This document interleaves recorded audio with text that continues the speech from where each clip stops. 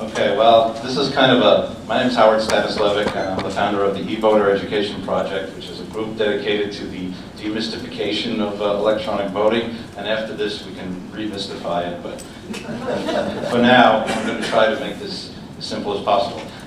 We came up with based on Arlene's work and our co-authorship of the paper, which you can get in the back of the room, by the way.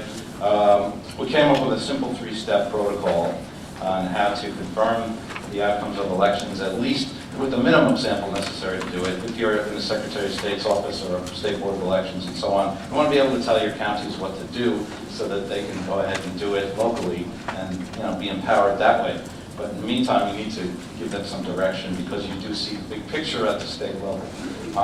States are basically the largest jurisdictions in the country, now that I think about it. So, the first, there's 3 steps. All of this is in your booklet, the loose leaf book on page section 2.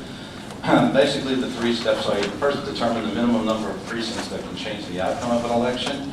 And to do that, you want to assume a certain vote shift percentage, which if exceeded, people are going to notice whether you do an audit or not. Yesterday, Fritz Schurn showed a scatter plot of precincts with historical compared to historical returns, and it was kind of a straight line. There weren't that many outliers.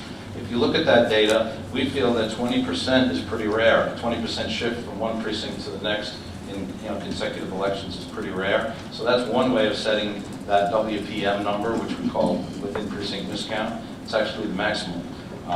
If you have anything higher than that, the precinct becomes a high interest target, which was discussed, and it can be audited on that basis without whether it is in the random sample or not. It can be audited if you think there's a bigger vote shift than 20%. Once you set that number, it's possible using another equation from Aslam, Palpa, and Revest, and this one's actually more accurate than the other one that he mentioned today, which is also definitely moving in the right direction. This one was very precise and can still be solved on a hand calculator. It does not require software, so if somebody comes to you with a spreadsheet with lots of pretty colors and charts and graphs with equations, you can take the whole thing and confirm it using this equation once you know a few parameters. Finally, step 3, and that was, by the way, to calculate the sample size, the minimum.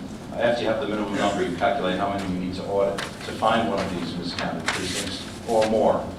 The last step is when you have districts that extend from one county to the next, each county should audit its pro rata share. And there's a simple formula on how to do that, but basically, if half the precincts are in a county, then half the sample, the audit should be in that county. And finally, you do want to investigate discrepancies. Now, this is the more software-dependent part coming up. And because we're software-dependent, I'm not sure if it's large enough for everyone to see, but I'll try to describe as much of it as I can.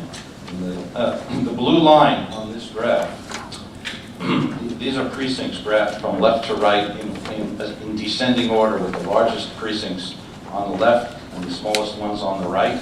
So the ones that are going to have the biggest possibility of changing an outcome are the largest ones on the left. And according to the calculations that are being done here, which are based on the previous equation. So like I said, if anybody shows you one of these things, don't believe any of it. Get a calculator and confirm it with that equation, because that's the exact equation that's used here. We found the minimum number that can change the outcome, and they're all the precincts to the left of the blue line. I'm going to start out here with 0 statistical power, which means you'll have no chance of finding anything because you're not sampling anything. However, I'm going to change it to 60%. And in this case, 60% represents an audit of 2%. Okay?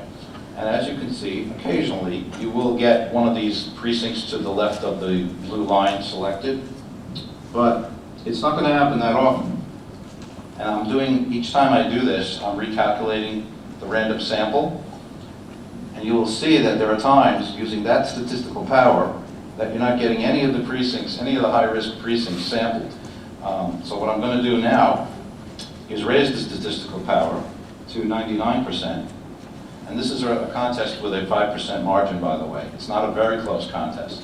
It's an actual vote count. The distribution comes from some precincts in Ohio's 5th Congressional District. And in this column A, first column on the left, you see all the vote counts. And And what I'm doing here is raising the power to 99%, and you can see that does require a larger sample.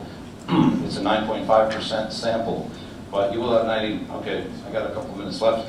You have 99% chance of finding one of these miscounted precincts, no matter where it is in that district. Are people clear what those black lines are about? The black lines are the randomly sampled precincts. Okay? The black vertical lines on the graph. I'm going to show you another one of these. Okay. And Howard, just before moving on. Yes. So the point is that an effective audit would be one in which there was at least one black line to the left of your VNet. To the left of the blue vertical line. So you're Correct. imagining that all the problems occur in those large districts to the far left. Samples go randomly, and an effective sample is one which picks up one of those with the problems. So that's what he's Correct. done.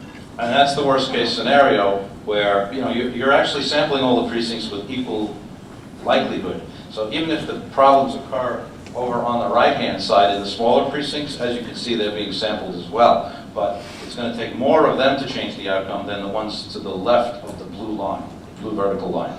On this next version of it, we're talking about the size of audit units, and I've doubled the number of audit units so that if you have a state where you have 2 machines per precinct, and I know there are some here, I'm not going to mention any names, but rather than sampling by precinct, you want to sample by machine because that would double the number of audit units. And because of that, you end up with a smaller percentage sample than we had before for the same statistical power. The next one I'm going to show you is batch sampling. This is a situation where everything is central count, such as the state of Oregon, for example, and all of the precincts here are really just batches of ballots that are all set to be the same size, about 500 ballots each. I have one more, I have a minute break. So when you do this, you eliminate this whole size distribution variation problem because everything is the same size. So you can actually get more power that way because you don't have to worry about the biggest precincts. They're all the same. You still have to get the minimum number, which is the left side of the blue line. Those can still change the outcome, but because they're not any larger than the other precincts, you don't have to go out of your way to find them. So the sample doesn't have to be as large for a given number of precincts. So that's the advantage of being able to set the batch size if you happen to have central count. One more is what we're doing in a state where you have absentee ballots. In this example, we're using an example of 50% absentee and 50% precinct voting. And it's actually going to be the case, I don't know if they're going to have that many absentees, but in the New Jersey bill S507 that we put together, they didn't want to sort the ballots, the absentees by precinct, because they had some concerns about voter privacy and people figuring out in small precincts who voted on the absentee ballots. So they're going to divide the absentees by batches, and they're scanned, in batches. You take the total that you get from the scanners on each batch as they're being scanned, and then later on you go back and randomly pick the batches, and you hand count and compare to those totals. When you do that, you end up with a lot more audit units too, which is a good thing. Now we're up to 1280 again instead of 640 because half of the votes were counted in the absentee ballot batches. So again, that gives you better efficiency if you can do it that way. And I think that's about it. If there's any questions or you want to move on. Is that in your paper in the back? Is this stuff here somewhere written down? The procedure on the, I'll show you what's written. Not all of that software stuff, but this procedure is written down. This procedure is written down in considerably more detail, actually, about 3-4 pages. Right. And the slides. Thank you.